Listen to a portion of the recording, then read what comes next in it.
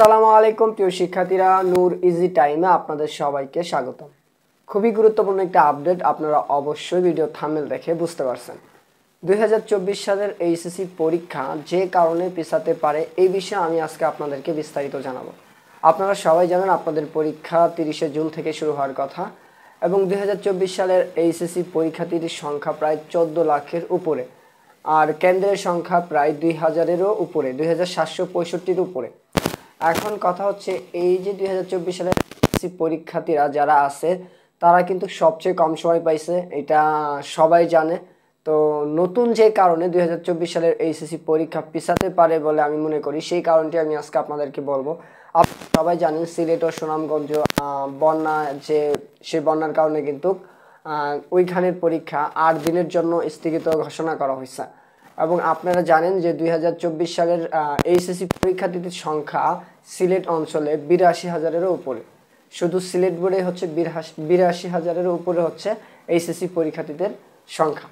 তার মধ্যে কেন্দ্রও আছে প্রায় 700+। এখন সকল কেন্দ্রও বন্ধ হয়ে গেছে।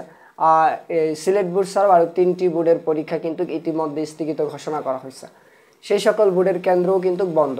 এখন কথা হলো 2024 সালের এইচএসসি পরীক্ষা ওই সকল কেন্দ্রে বন্ধ রেখে সারা দেশে পরীক্ষা নেওয়ার যে সিদ্ধান্ত সেটি কিন্তু যৌক্তিক নয়।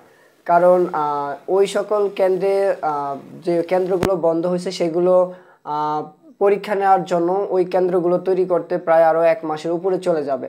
কারণ বন্যার পানি নামবে, তারপরে কেন্দ্রগুলো ঠিকঠাক করতে হবে ইত্যাদি কারণে ওই কেন্দ্রগুলোতে আরও 1 মাসের মতো সময় লাগতে পারে।